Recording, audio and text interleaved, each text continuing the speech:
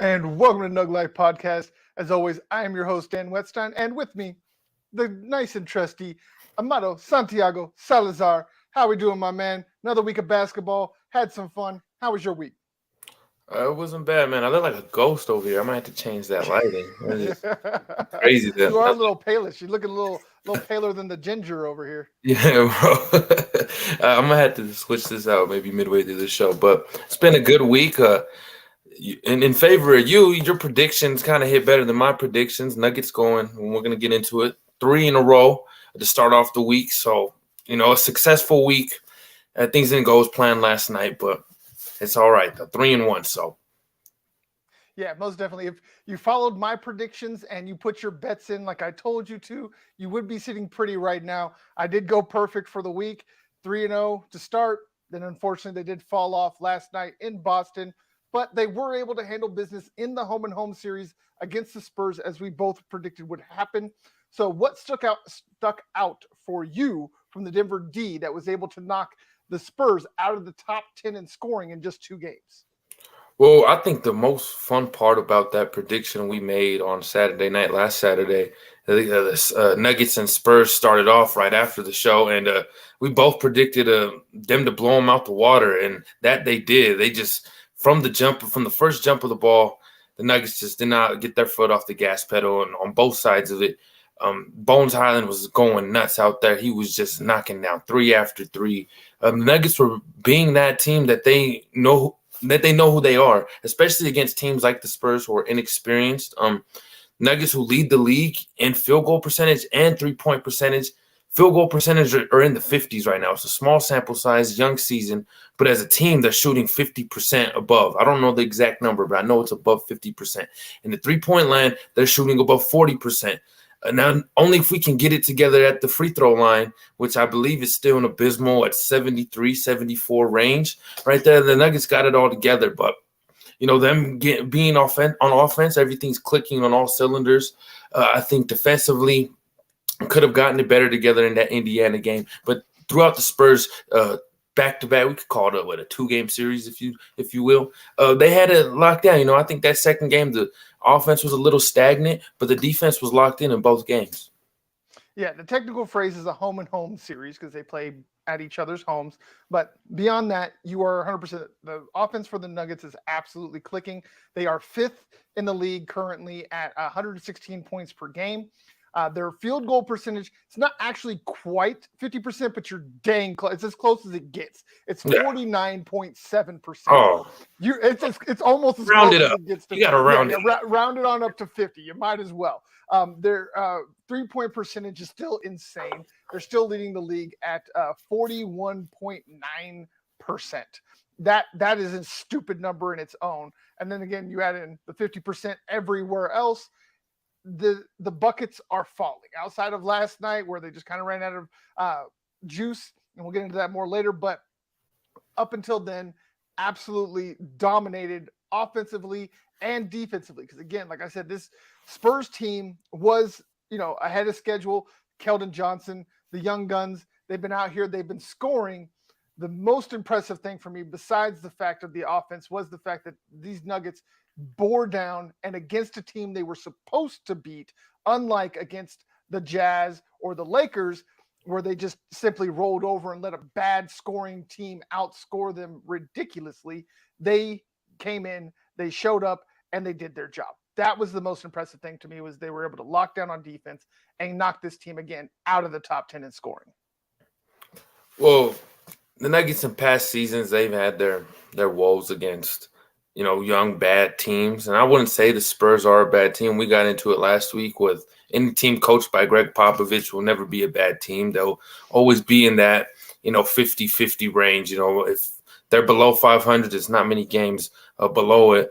But you could see the young talent that the Spurs have. They have a good future, and I do believe there are a few key pieces. But guys like Keldon Johnson out there, Pirtle was giving Jokic a little bit of trouble. But, at the end of the day, the Nuggets were able to get it together and show Spurs who's really boss, especially in the game at home when what was the score, 126-101, something like that. You got it 100. That's actually perfectly correct. Yeah. All right. And that was only the game I think I watched quarter for quarter. All other ones I just, checked in and saw a couple highlights. But, winning by 20 plus on a game, what was it, last week where we struggled a little bit with the Thunder. You still got the win, but it was not the prettiest win. Then you go back home and you get business taken care of. That's actually, everything you wanted from your team, especially a team that many are saying this might be Michael Malone's best roster with at least Jamal Murray staying healthy, Michael Porter Jr. staying healthy, and Aaron Gordon on the floor with all these guys. Aaron Gordon leading the league in dunks actually in this young season. So everything's clicking right now. Nuggets took care of business with the Spurs, and hopefully it can keep going in this positive trend. Most definitely, yes. Like I said, again, to me, I'm looking more at the defense because this team is going to score. Like you said, this is the most stacked roster from 1 to 15 that Malone has had. And I really don't even think it's that close. I really don't. I can't think of a single squad that he's had that I would take over this collective. Even with the rookies, even with some of the hiccups that those rookies have had in a couple of these games that they lost, this roster is built to win a championship, and they're showing it night in, night out. And speaking of champions, Jokic, back-to-back MVP, had back-to-back double-doubles in this home-and-home series. Can we put to bed the whole argument that we talked about last week that we need to see more Jokic? Have we seen enough? It's funny because we only talk about that because other people are talking about that. We know we've seen enough of what this guy can do. He averages a double-double. So for him to getting back-to-back double-doubles, it's really nothing new, if we're being honest, and with the talent surrounded by him, Jokic isn't going to have to be doing this much workload as we saw in the previous season where the Nuggets only went 48-34. My prediction for the Nuggets is they have the potential to honestly break the single season record in wins, which I believe is 55 or 57 back from 2013, 2014 with a George Karl-led team where there wasn't really one predominant star. I think the Nuggets actually have the potential to hit that 60 wins. We'll see what can happen. It's still young. But going back to your question, is this enough? Yes, of course it is. Back-to-back MVP. This guy's a walking triple-double on a nightly basis. He just has so much around him, going back to the point that this is the most stacked roster Malone has had since his tenure in with the Nuggets, that he's not going to have to do these crazy statistical numbers on a nightly basis. Yes, 100% correct. And you're killing it off the top of your head, my guy. The most wins by the Nuggets in a season was 54 when they went 54-28 in 08-09. So You're killing it today. But moving from and I agree with you real quick. I don't really want to go too much further into this because I think you nailed it all on the head. We've seen enough Joker. The Joker is what he is. He's going to be great. And the rest of his teammates are going to follow. No matter what the final numbers are, he is always the best player on the court. So moving from the best player on the Nuggets to the best player on the Spurs, Keldon Johnson ended up averaging 27.5 points in the 2 games. Was that just the best player on a bad team getting most of the shots? Or were you actually impressed and see that this could be the guy that's the lightning rod for this team moving forward as it rebuilds? It has to do a lot with probably not want to say the best player on a bad team, because the Spurs have a lot of good, productive players. They have Josh Richardson, Doug McDermott. I think Keldon Johnson, just out of all those guys, is their best scoring option. So he had the ball in his hands, and he's just nothing much more than a scorer. So Keldon had 30 in the second game I'm looking at right here, and then the first game would have like 25, 28. 25, yep. Yeah, so it's an instance of just your best scoring option, getting the ball in his hands. He played 36 minutes, so he was on the floor for the majority of the time. A guy who I think was just killing us, though, was Josh Richardson, the vet off the bench, a two-way player who was out there 22 in the second game, and he just was a pest, man. A hustle player. Josh Richardson is everything that I think that the Nuggets fans want out of KCP that we're not getting, and he was just a problem out there. When we almost lose that second game, thankfully we're able to go for a run at the end and take a win by 6 points. But Josh Richardson off the bench was just the energy that the Spurs needed. I could see him being a trade asset just because he is not one of these, youth pieces, not a piece that you would want to have on your roster to rebuild. You would want to get something out of him. So he's probably one of those type of players who are moved before the deadline or maybe at the deadline. And if I'm the Nuggets, why don't we look into him? Because Josh Richardson is someone who might fit the mold of this team. I mean, I would not be mad at adding him. My question is, who would you give up and who would you replace on the roster with? Because, I mean, yes, you say that he's giving more than what KCP. I'm not 100% sure about that. In the first game, he only scored 8 points. He was only on the floor for 19 minutes. But to ride your point home about being a pest, in the second game, that is where he was the reason Jokic got into foul trouble. And then Jokic leaving is what allowed him to free up and get those buckets that he did in the second game. So while I'm not 100% sure I would want to replace him at this moment, but you never know what's going to happen between now and then. Knock on wood, injuries, all those things can happen. Maybe one of the rookies fall off. Like maybe you send Peyton Watson down somewhere and then give Josh Richardson his role if he doesn't really expand it by then. So, I mean, hey, it's definitely a storyline to keep our eyes on, and something that now, because you brought it up, I'll have to watch and see if it ends up being a thing. I mean, it might have been me just spitballing. I do think Josh Richardson was in for a big payday when he went to San Antonio. They probably offered him the most. That's probably why he's over there, and, of course, you have Greg Popovich, who can be pretty convincing to a guy in the free agent market like Josh Richardson, kind of getting in his ear, telling him, why don't you come down here? You're going to be off the bench, but you can be a leader to these young guys. So I don't know how realistic that is, Josh Richardson being moved. Like, I mean, I could see something like maybe like a Zeke Naji, because he is a shooting guard. So maybe you do that little bit of a swap out. I mean, it's a bit of a downgrade when it comes to size, but I do like Richardson's tenacity defensively, and his ability to score is on par with Najee. So I wouldn't be too terribly mad at that. Add a little bit of veteran presence, give a guy like Najee on a team that would give him more of an opportunity, somewhere where he could actually work into the rotation more. I wouldn't be mad at something like that now that I'm thinking about it. So yeah, like I said, not a bad spitball. Player for player. KCP for Richardson, because they're essentially the same player. Just Richardson, I think, so far in this young season is having a better year. But like I said, it's a young season. A lot of basketball. My thing is the one trade-off you have there, though, is if you're getting rid of KCP, you're getting rid of a guy that's shooting over 50% from three for a guy that's like 30% from three. So that's another caveat you have to think of there. That's why I was thinking more like a Najee or maybe some other depth pieces. I like KCP. I just think he's pressing too hard right now. Like he's really trying to show the fan base that he earned that contract. I think he just needs to take a step back. That's one of the reasons why I floated the idea of putting Bruce Brown into the starting lineup and letting KCP come off the bench, just take a little bit of that pressure off him. Not permanently, just something to get him back into the groove of things, especially defensively.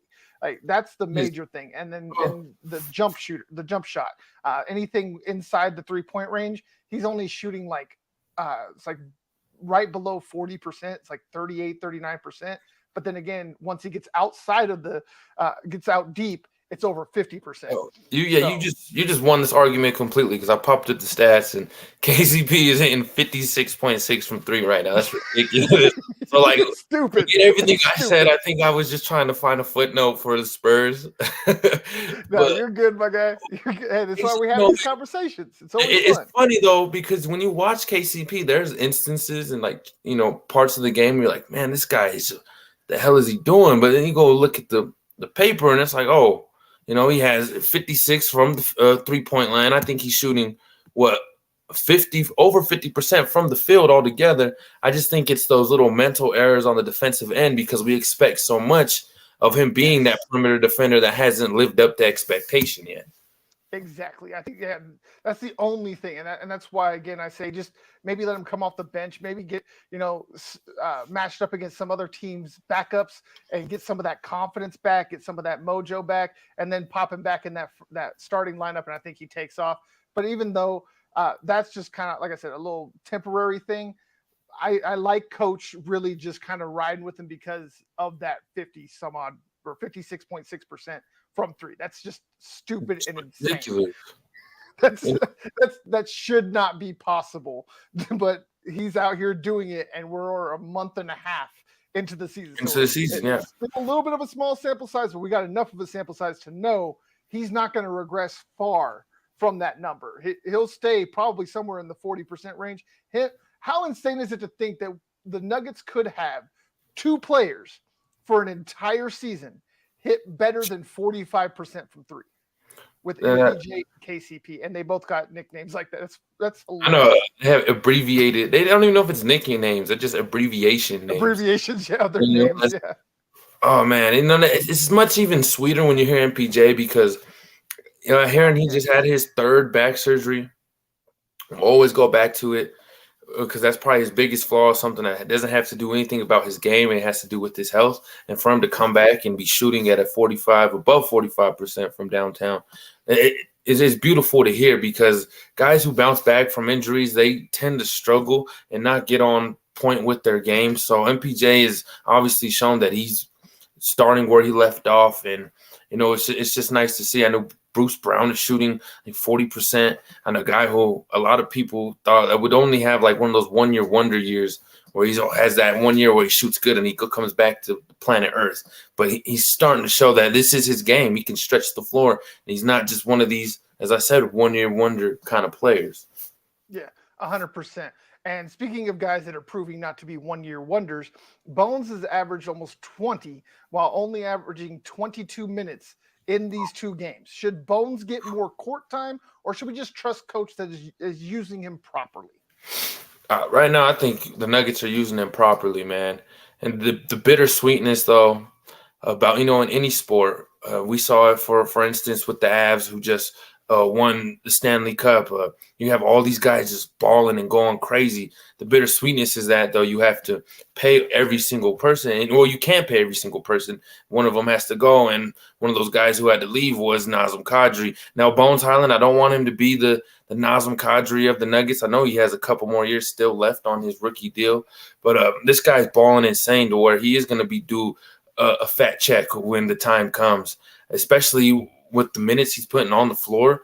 He's not on the floor for about like 20, 25 minutes a night, and he's playing like he's getting at least 30 to 35 minutes. And it's just ridiculous to a point to where you start realizing like this guy's more than just a bench player. You might deserve some starting minutes, but the way this roster's built, Bones, that's his best, I think, role right there. He's coming off the bench, running with the second unit. And I think as a team, that's how they're most successful, is having the first unit and the 2 unit have 2 dominant playmakers. And Bones isn't just a playmaker. He's obviously a scorer, going out there, shooting threes, driving the lane, just every facet of his offensive game. Now, the defense, even the Nuggets as a team, though, need to improve their defense. And Bones is probably a perfect epitome of that.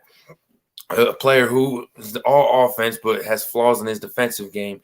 But nonetheless, this guy is going insane right now, and he's living up to every off-season expectation from every media outlet had for him.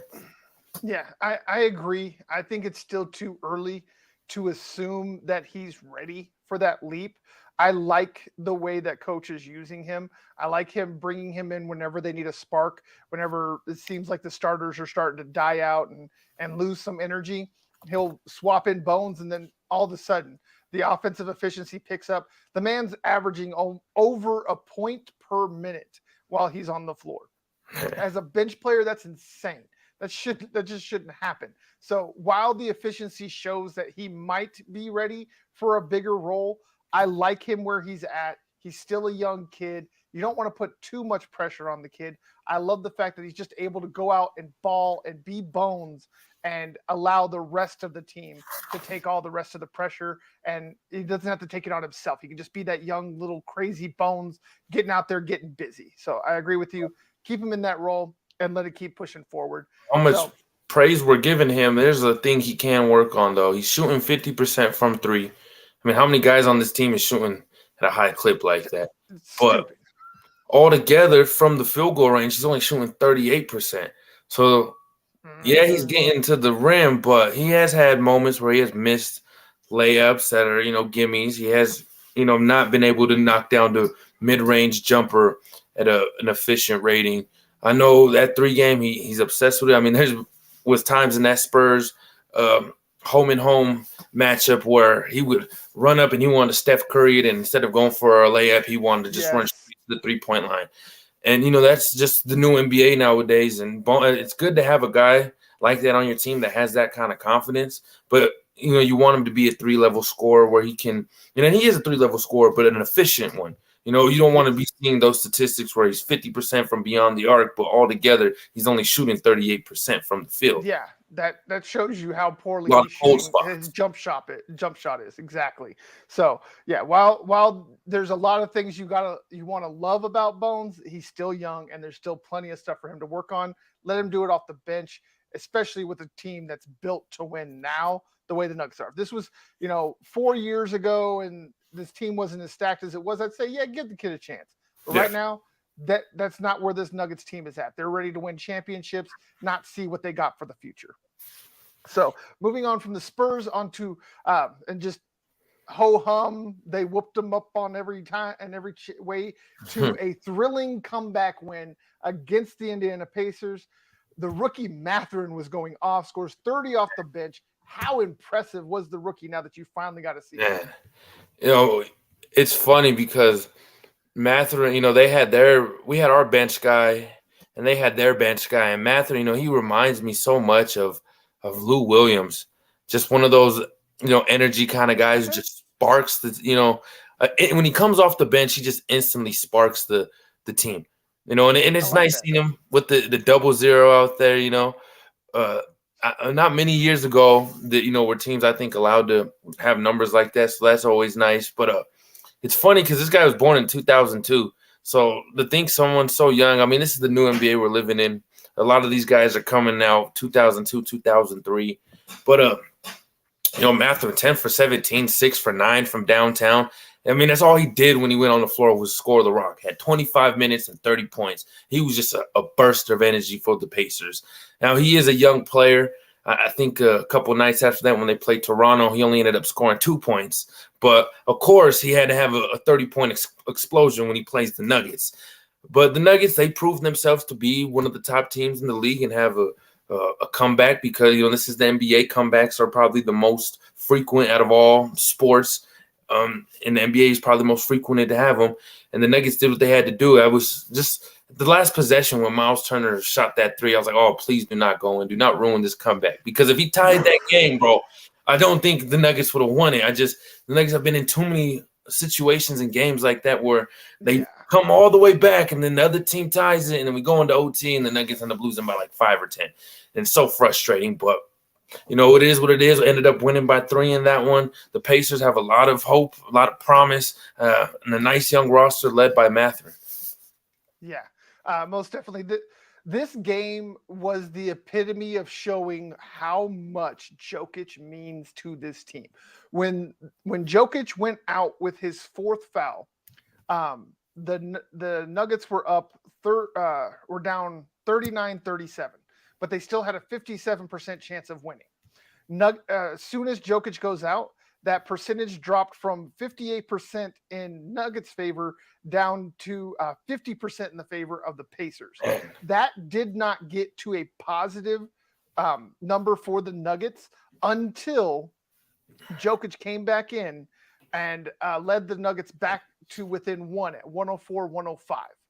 That's when things changed, flipped, and the offense went absolutely nuts and came back. And like you said, I don't see if the Pacers were able to tie that game at the end with Miles Turner's prayer of a three. I believe you. Because the fact is, Joker only needed one more foul to go out. How he managed an almost entire fourth quarter without fouling, that was one of the more impressive feats for me. Not just the fact that the Nuggets were able to come back, the fact that this man spent almost the entire fourth quarter with only being able to foul once and somehow managed to avoid it without even accidentally running somebody over, charge, nothing. So the fact he was able to come in, build this team back to a lead, win the game, and stay on the court to the final whistle was an absolute just clinic of what a superstar has to do when their team needs them most. Well, it's crazy because would he get 2 early fouls in the first? So they sat him down, and then he gets his third in the second quarter. That's the quarter where the Nuggets get outscored 43-21. And it's not the fact that they're getting outscored by 22 points. It's the fact that they're only scoring 21 points in that quarter. Any quarter that has Nikola Jokic at least playing 10 minutes in, the Nuggets have the potential to match Indiana's 43. Now, that was just abysmal defense all around that entire game from both teams. It was ugly. But it's funny because I look at the stat sheet, and Nikola only played 21 minutes. That's like almost half of what he averages on a nightly. Yes. On every night. And so it's just, and Nikola still had 24 points. He was the difference maker of that because when he came out there, it didn't change the defense. It changed the way the ball was moving, the way that the Nuggets scored the ball. They weren't trying to find who the facilitator would be. Nikola switched he was a complete difference maker from an W to an L. Yes, exactly. And Joker went in against, and it wasn't like Joker was going in against the worst center in the league and having to, with only one foul to give. He was going up against Miles Turner, one of the best shot blockers, one of the most athletic centers in the league, and was able to will this team to a victory. This was the first time this year we really got to see Jokic just come in and take no holds barred, punching everything in the way, and just willing his team to a victory. It was absolutely wonderful to watch. So how does Joker continue this aggressive play while avoiding the foul trouble? Get love from the referees. It's almost one thing. Yes, definitely. I think that's like the most important thing, man, because you think that the NBA, whoever they are, I don't know if they're fans or just media people, whoever they are that, disrespect this guy. But referees, I think, you got to throw them in that bunch too. They just disrespect this guy so much. I don't even think he's averaging more than 5 free throws a game. And you look at past MVPs and Giannis and James Harden, Joel Embiid, who hasn't been, my God. Embiid, who hasn't been an MVP, and it might happen one day. But he gets more love from the referees than Nikola Jokic does. He averages almost like 10 free throws a game. And you see these guys, they're the same position as Jokic, Giannis and Embiid, always attacking the paint, always being aggressive.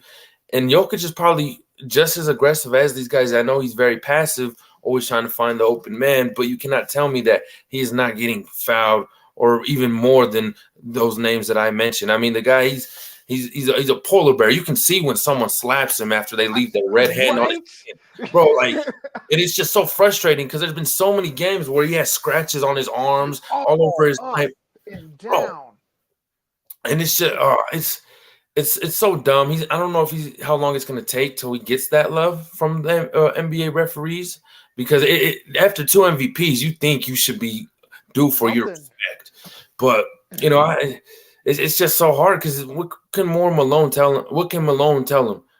Like, be more aggressive. This guy's been probably the most aggressive he's ever been in his career. That's why he has 2 MVPs. That's why he has hardware. So honestly, it's a question within itself, man. I think just night in, night out, Nikola figures out how to put points on the board without getting the calls he deserves, and it's probably how it's going to be for the majority of his career. Yeah, it's insane the way that his arms look at times, and then you go back and you see that he's averaging just 5 free throws a game. That's insane. That's like 3 fouls a game on average. Yeah. That's not enough. Not for the way that he looks, just bruised and battered. I mean, you even saw it start taking its toll in the last game against Boston when he started favoring that right shoulder, just Hmm. because of the way that he gets banged on in the paint. It's insane to see, and not a single whistle get blown. You can ask my kids and my wife, dude. I'd be constantly screaming, "Where's the foul? Yeah. Where's the?" Like, it's all game, every game with Joker. It's insane. So, what changed in the fourth that led the Nuggets and Jokic and the Nuggets to this comeback victory? What switch flipped? Nikola's IQ. I mean, he showed and proved everyone why he's the smartest player in the NBA. You can put debate up there with a couple other names, maybe Luca. Maybe a couple years ago, I would have said Westbrook, probably one. But now after his couple of tenures and with LA and Washington, I can't really credit that guy to be up there with those names as the best IQ in the league. But I'll put Jokic or Luca with two of the best IQs in the game. And man, did he play the full fourth, or did he? No, he didn't come in until it was about 6 minutes into the fourth. So he came in. It was very, very strategic how Malone played it, because he knew if he threw him in too early, we wouldn't see Nikola for the rest of the game. So Yep. honestly, I think that fourth had a lot to do with the team effort. They know we had Nikola coming in within at the 6 minute mark. Malone told that to his guys, and he told everyone else, make sure you keep this game close. And the Nuggets outscored the Pacers the last 2 quarters in that second half, I believe. Let me see. I just had it right up front of me. Yes. It was like 33-24, I believe, in that last. Yeah. Yeah, it was almost identical. 33-25 in the third and 33-24 in the fourth. Yeah, so the team as a whole held up their bargain. When you have a backup center like DeAndre Jordan, who's not going to be very fluid or DeAndre Jordan didn't play that game. We played small ball. We played small. Yeah, so who would you say was playing that five? Or he did. I don't know what the hell I'm looking at, man. Yeah, DeAndre did play. He did play. He had 18 minutes. Man, it was a defensive effort, let me tell you, because they gave up, I believe 70 points in the first half. And in the second half, they only give up 49, which it's just, you can tell the attitude on the defensive end completely changed. And they did it against the third leading scoring team in the league, in the Pacers. So Jordan went out there and did his thing, man. Played 18 minutes, probably about like 5 extra minutes than he usually does. I know he only gives the Nuggets 12 to 13. Yep, somewhere around there, because that's all that Jokic leaves left over. Yeah, that's all. Yeah, exactly. But he had a couple buckets. DeAndre Jordan had 8 points. Yeah, he had 8 points. Yeah. So he did his thing. He did his thing. He definitely did his thing. Gordon out there had a monster game, 18 points, 16 rebounds. So you can see where some of these guys collected, where they would have been Jokic's stats, but you needed someone else to step up. So you see Gordon picked up the rebounds, had 16 altogether. You see he picked up a lot of assists too, and 6. Jamal had 4 assists. Bones had 3. So you can see a lot of these guys were getting, statistics where they usually don't get them. They were picking up the slack from Jokic not being out there. So it has a lot to do, I think, with this team showing how much of an actual team they are and a band of brothers that they are. And so, it was a combination of Nikola Jokic coming out there and his IQ and staying out of foul trouble that last 6 minutes, and the other first 6 minutes, credit to the Nuggets team altogether. Yeah, it goes back to a point you've made many times. Jokic doesn't have to be the MVP every night, because his teammates will pick him up. And this is a game that showed his teammates pick him up. All 5 starters had at least 15 points, and Bones had 16 points coming off the bench. So definitely the rest of the team picked up the slack while Jokic was off the floor. And then Malone strategically used Jokic at the perfect times, including in the fourth quarter, to just give that extra boost they needed to get over the hump and take on a young squad in the Pacers that just hasn't quite learned how to really bottle up that killer instinct and keep a team like the Nuggets from doing what they did in the comeback. And so it was really nice to see just a whole team effort, and then Jokic come in, do his thing, and will his team to victory at the end. It was just an absolutely awesome game to watch. If you missed it, I'm sorry for you. This is one of the better games that has been played this year, and I don't think it's even close. Um, but moving on from teams falling flat on the West Coast in Westbrook and to teams falling flat on the East Coast in the Nuggets as they fell flat in Boston. Was this just the Nuggets running out of steam, or are you more worried? I'm not worried about this one. It was the ultimate challenge out of all four games we had this week.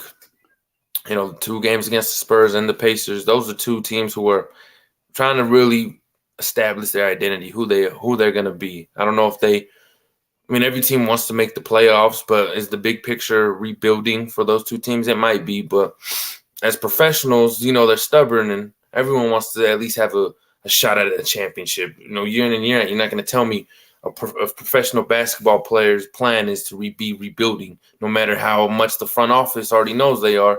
That's not what these guys have in mind.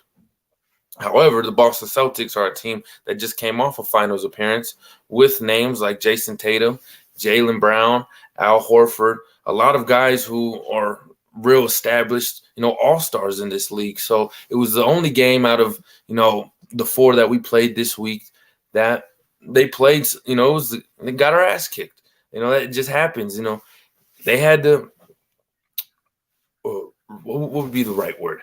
They had to readjust from playing these young, inexperienced, youthful teams to playing a team that has everything input besides that coach who is, you know, for some reason macking on the ladies in the office for I don't know, reasons unheard of. I'm Udoka. What are you doing, man? But that was the only turmoil the Boston Celtics have going on. Other than that, they have their team figured out. They're, you know, Jason Tatum is one of the names that pop up in MVP early races with Luka, Nikola, you know, trying to defend his back-to-back MVPs. Jason Tatum's right up there with them. So, you know, we ran into a brick wall in the Boston Celtics, East Coast time zone, a team that has one of the craziest fan bases and maybe for all the wrong reasons, but, you know, still it's Boston, man, and the Nuggets so happen to run into them. Yeah, to me, I went into depth in this in the article I just posted in the chat. That is literally an article I wrote on the Answers 42 Media Network, or excuse me, the Answers 42media.net, our website. So I am writing again. So definitely make sure y'all go over, check those out, read them up. To me, this was just simply humans being humans. I know a lot of times people forget that these athletes are just humans. Mm-hmm. They run out of energy. They just had 3 straight wins, including an exhilarating win that took everything they had against Indiana in the game just before, where it literally went down to the last shot that did not go in for the Pacers that determined whether they went to overtime. So they had exhausted themselves completely in the 3 previous games. They left Denver on last Sunday, and they will not touch back down at home until tomorrow because they still got a game tonight against Chicago. So this is just simply that. The Nuggets were human on a night, and they still almost willed themselves back to a victory. As much as the final score makes it look bad, the Nuggets were within 1 with just 5 minutes left in this game. They were that close against the reigning Eastern Conference champions. I know a lot of people want to forget that these guys were in the finals with the Warriors because of how well the Warriors took care of them. But this is still a championship quality roster, and the Nuggets gave them everything that they could handle on a night that the Nuggets had nothing left in the tank. You could see it from the first quarter. They were just dragging. They were just ran out of energy. They didn't have any more.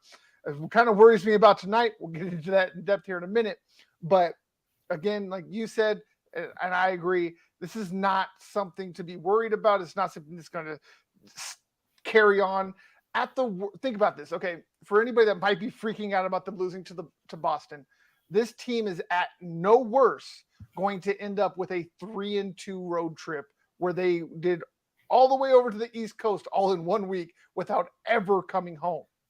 That is quite impressive to do, regardless of how the loss looks against Boston and what they do tonight. So what was more impressive in this loss is as impressive as you can be in a loss, Jamal or Bruce's double-double? It's tough, man, because it is a loss. But Jamal, just Jamal getting back on his feet. Is that his first double double of the season? I Uh, believe so. No, wait. He did have one other double-double, so it was his second. But yeah, I might go in favor of Bruce Brown because Jamal only scored 14 points, but it does have to go to the fact that this is a team that just got done, going to war in Indiana. Bruce Brown, who was 4 assists away from a triple double. So I'm going to go with Bruce Brown Jr.'s double double. But, something to take away from this loss and, positive nature is this team fought for all 3 quarters. I mean, going into the fourth, they were only down by 6. So you think, those 3 quarters, how much, they put into it. It's just by the time that fourth quarter hit, these guys were, spaghetti legs. They were dead, man. They didn't have no fight left in them, no matter how bad they wanted to. They only scored 21. Boston scored 34, and that was just the knockout punch right there. exactly. Jason Tatum went off for 30 something. I can't remember. I think it was like 35. Jaylen Brown had 25. So when you have 2 guys who are just coming at you that aggressive the way those guys do, I mean, it's going to be hard to win, especially after, like we keep mentioning, the war that they had in Indiana 2 nights ago. Yes, exactly. And like I said, man, you're killing it off the top of the head. Jason Tatum 34, Jaylen Brown 25, and then the most insane stat of the night was the fact that Jaylen Brown hit his first 10 shots. And then the first shot he missed was a layup. He bricked a layup on the 11th shot after hitting 10 in a row. That's stupid. But what's funny though is I don't know what the difference maker of this game was. If it was rebounds or what, because the Nuggets did not have a bad shooting night. It might have been the field goal percentage. Even though the Nuggets have a bad shooting night, the Celtics had an insanely great shooting night. They shot 55% from the floor altogether.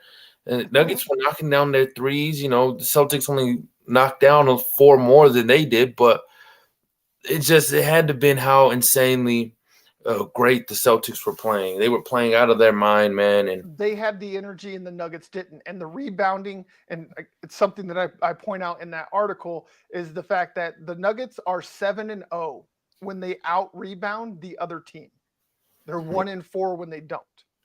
And then against the Boston Celtics, they were out rebounded 46-41. And that is all about hustle and energy. That's the number one stat you can look at when you're looking for how much hustle and energy that a team has.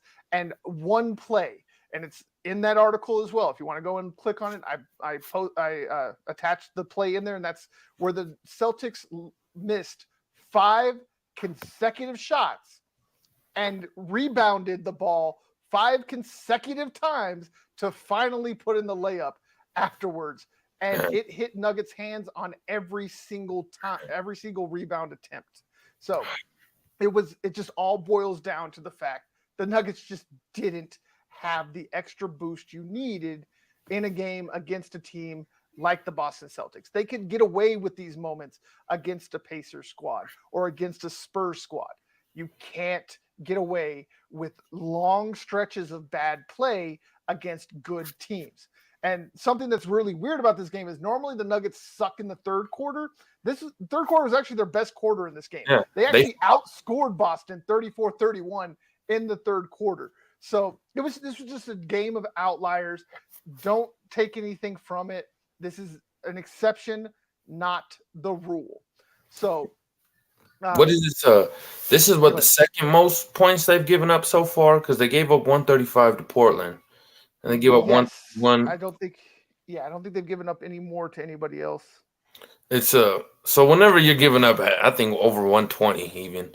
That's more than likely an L right there. But let's keep it most often than not. Let's try to keep it positive. But the Nuggets back-to-back games, and even in Indiana, they came back and they played the third quarter, really well, better than what we're accustomed to as fans. And so back-to-back games, when you see a team that has had bad third quarter, disasters over the years, the past year or two, and to see them come out and fight, they definitely have a different motive and attitude coming out of that halftime.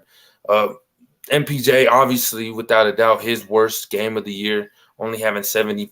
Only having seven. I said 70. Only having 7 points within 25 minutes.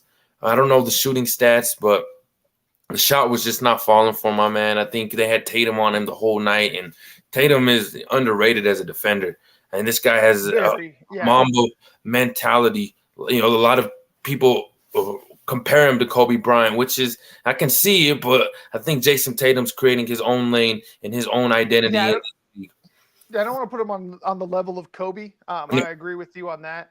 And this is something that goes back to something we talked about all the way back in the postseason last year when I asked the question of, is Jason Tatum a two-way player? I think we both agreed then, and he's just reaffirming that two-way player title this season. He's just every single year he seems to add something, and this year just seems to be he's added a little bit more effort and knowledge on the defensive end, and he's just taken it to a whole nother level.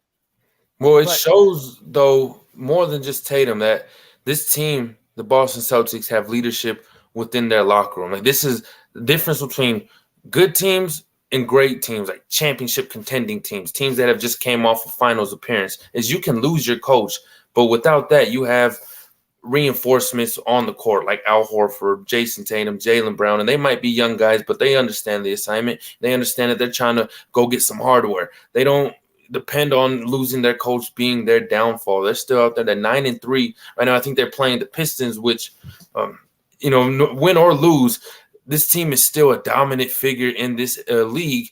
And the Celtics are just, built different, man. I understand they lost to the Warriors, but the Warriors within their own right are built different. They took the Warriors to a hell of a series. The Celtics lost their coach. Just understand that how many teams depend on their coach. That's almost your entire culture right there. Celtics lost their coach and have kept their culture, kept their winning ways going on to this season. And I can see them being the front runner right now. Outside of Milwaukee, I can see that being down to those two teams in the Eastern Conference being who will represent the East in this year's finals. I agree. And I think we've talked enough about the past. Let's go ahead and move on to the future. Look at the week ahead. Tomorrow, the Nuggets have to finish up the road trip in Chicago, in Chi-Town. Is this Bulls team a true contender, or is their record appropriate? How healthy are they? Is Lonzo back out? I haven't really paid attention. He's still hurt.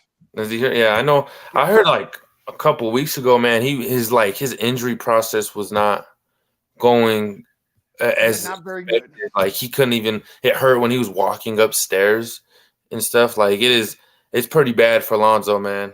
I don't think we'll be seeing him anytime soon. But the Bulls are coming off a loss against the Pelicans, a 4-point loss. Bulls are what's their record?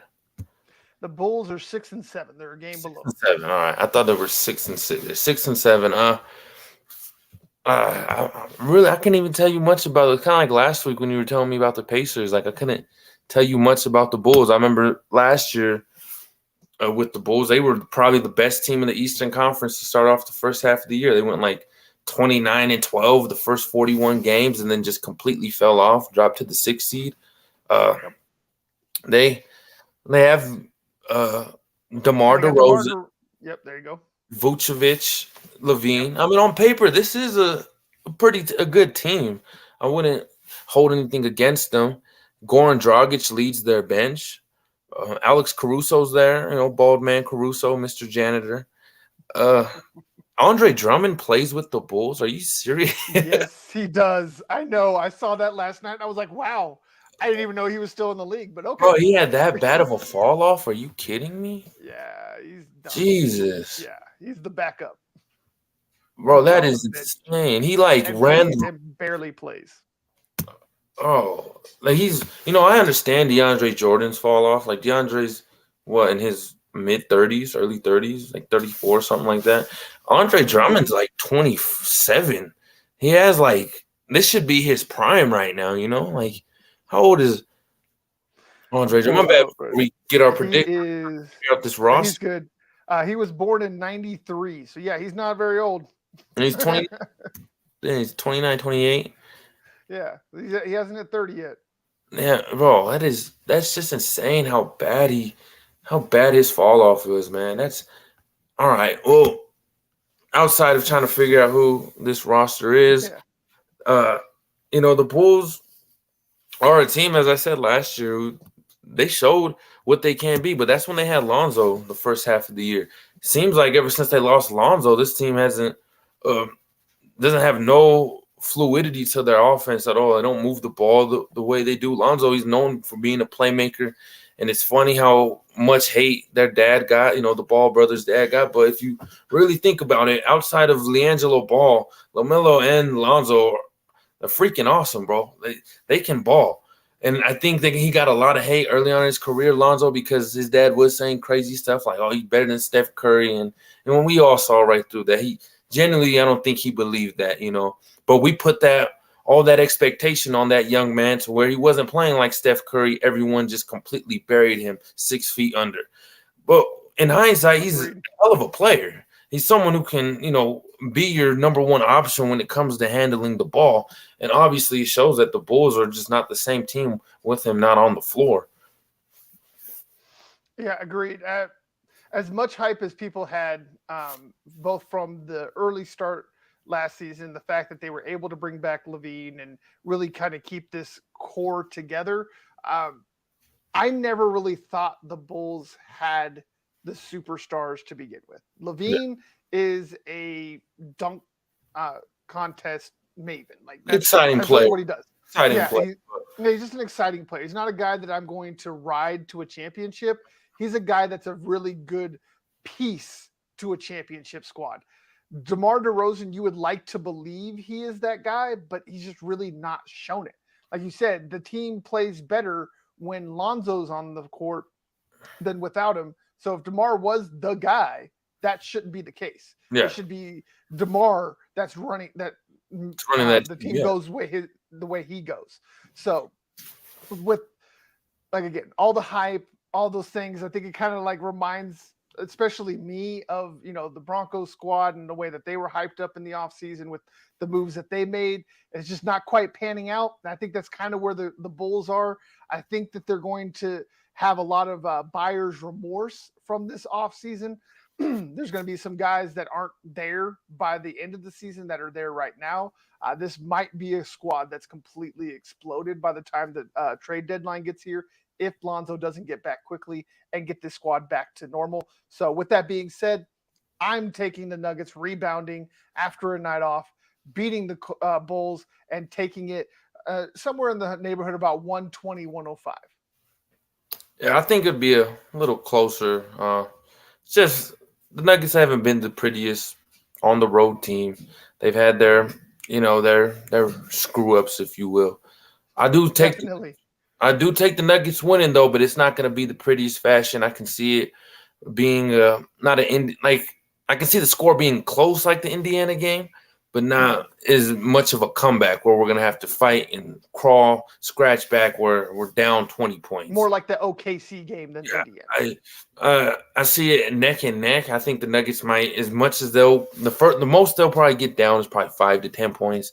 But honestly, what is that in a league that is built off of runs? You just hit an 8-0 run and you're back in this game. So I think the Nuggets win this one by 4 or 5. We'll go 106 to 102. We're gonna be real specific. It's not. Hey, I like it. I like it. So, real quick, we don't got much time here, but I think we got enough time to throw in some extra predictions here.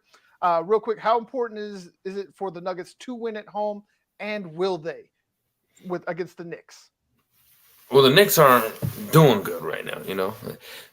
I don't know what's up with these New York teams. They always have this one year, and then the fans turn into, oh, can't wait for our future. Our future's bright, and then they just come, they come back. Crashing back to earth like a They meteor. realize who they are. And the Knicks have a good squad with R.J. Barrett and Julius Randle. I just don't think that's enough to, have a decade's worth of success that New York fans want. New York fans are delusional, if you will. But Always. I can see this one being like last Saturday's game against the Spurs, where we just run them out the water, just straight from the jump. 20-point win. Let's go 125 to 100. Let's match what we did last week. Okay. I'm not mad at that. This is another squad that I believe the Nuggets should handle and will handle a lot, in this, like you said, in the same vein as the San Antonio Spurs. This is a young squad that just hasn't learned how to gel and win together, and so I see something similar. But I think this is going to be the biggest output of the Nuggets season, and they're going to win 135-110. So from the Knicks. yeah, for the Knicks against the Knicks. You going 135? Just because the Denver defense is just trash right now. It is. It really is. And well, here's a question from me then. What do you think we need? Like, is there any individuals we need to take out? I know we've been playing Christian Brown a lot. He's been getting a lot. Is how much? I mean, I love his defense. Only playing 10 minutes a night, but how much is his presence being out there? Just the development, and that's all they're doing is developing him. But how much is his presence out there making this defense, worse than what it actually is? Because he has good intangibles, good hustle, but sometimes, more than sometimes, he's always getting beat on these hustle plays, no matter how hard he's trying. But you can tell the effort's there. Yeah, definitely the effort's there. I think the game's just a little fast for him. Yeah. He's a rookie. So, but the only way to slow the game down is to give the kid minutes. So I think that a lot of his issues are just simply remedied by playing time. Once he gets used to what a true fast break in the NBA is, what the difference is from chasing down a Marcus Smart and a Jaylen Brown as opposed to some kid from Duquesne or something like that. It's a different level. It's a different speed. So with me, I think Christian Brown, he needs to play the minutes that he's playing. At times, yes, he is a little bit frustrating, but I just think they're simply rookie mistakes. I would like to see more of Peyton Watson. The little that I have seen of the kid, I think warrants seeing more of him. No, he doesn't really do the things on offense you want, but he's doing the things on defense that you want Christian Brown to do. I understand Brown was the higher draft pick, but not by much. They're both first rounders. Both first rounders. So, yeah. So why there's that disparity, I don't know. Maybe there's something on the back end, something that happens, that we don't see, we don't know. That's my only guess, but that would be one thing. And like I said, I think switching out Bruce Brown and KCP would make a world of difference, especially with the starters when it comes to defense. Him and his hustle, if nothing else, elevates a team's defense to another level. We talked about how KCP has been lights out from three, but he can do that off the bench. And then defend lesser players instead of having to defend a Jaylen Brown. He can defend a Hauser or something like that. You know what I'm saying? The differences there are monumental just by a small tweak. So that's my major fix. I think would be the most effective would just be simply swapping out Brown and KCP from bench to starter, at least long enough to get KCP's defensive prowess back to where it should be. So, excuse me, going from chippery things, how disrespectful is it that neither game against Dallas is on national TV? And again, who wins? Neither game, really. What day of the week? Neither. They are Tuesday and Thursday, if I remember correctly. Let me pull them up real quick. If it's on Thursday, that's insane that they're not nationally televising that, because that's TNT's day of the week, to where Right. they televise their two double headers. Oh no, I'm sorry. This actually makes it even worse. Friday and Sunday. So Sunday, I could see why, with the NFL season still being played, but Friday, hey, come on now, you have Luka and Nikola. That's what I'm saying, bro. Like, this is the league for the next 5 to 10 years. Then you're not going to showcase these guys. Like, bro, I don't know. It might not be the love that the Nuggets get, and more disrespect to Nikola Jokic that he'll always receive. But when the day when he leaves the NBA and he hangs it up and he retires, we're gonna all wish that we loved him more, because this is a once in a lifetime type of player. So exactly, yeah. Luka, no disrespect to Luka. Luka is, he is what he is. He is a Jordan. He is a Kobe. He's a guy we've seen before. Yeah. Jokic is a unicorn. Like, again, I don't want to take anything away from Luka. I don't want to make it sound like there's any disrespect. I love Luka. I love the way he plays the game. He is a legit superstar. I'm not taking anything away from him. But again, he's a guy we've seen before. Jokic is a pure unicorn. If you cannot enjoy the way that this man plays the game, just stop watching basketball because you don't like basketball. That's the best way that I could put it. The closest thing we've ever seen from anyone like to Nikola Jokic's play style, before we go, anyone we've seen the closest to his play style, like Vlade Divac and Arvydas Sabonis, like those are names that the fanatic NBA fan, not the casual sports fan or basketball watcher will know, and those guys, they had good careers, but they're nowhere on the level to being a back-to-back MVP, leading a team, and potentially having a championship when it's all said and done. Nikola is at the highest level doing this kind of play. 1,000%. Again, unicorn, enjoy him while we have him, because in the blink of an eye, you will not believe how quickly that career will end. So make sure you're enjoying it. Again, I'm taking the Nuggets in this one. In the first game, we'll talk about the second game next week because we will be back before they play the second game in Dallas. But the first game, again, not on national TV on a Friday for whatever reason, but I digress. Nuggets are going to show them why it should be on the national TV. It will be a close one. This one, I believe, is going to be like the Indiana game. I do believe Luka and them are going to come out. They're going to have, some momentum and some energy over the Nuggets at first, but then the Nuggets are going to be able to settle it down, weather the storm, come back in the second half, and they're going to pull this one out 125 to 123. Yeah, I can see this one. It's home, isn't it? It's one of those home and home series. Yeah, it's another home and home series, and the first one is in Dallas. This one's in Dallas. That changes a lot of things right there. I thought it was in Denver. Actually, both games are in Dallas. Really? Yeah. What? I just realized. I thought it was a home and home, but yeah, they're both in Dallas. Okay, so then. There's that. Well, Nuggets got to steal one of them, so I'm going to take the Nuggets to take the first one Friday night. Why not? Friday night hoops. Let's go. I'm taking it much in favor of what you were saying with the Indiana game. It will be like that, one of those come from behind victories. Unfortunately, it won't be nationally televised because that win will, like I said, like you said, it'll be something that we'll put them on notice, and it'll be on Sports Center, and they're gonna wish that we had us on there instead of whoever the hell they're playing. Exactly. So, yeah, I think we both agree. Nuggets go undefeated so far with both of our predictions this upcoming week.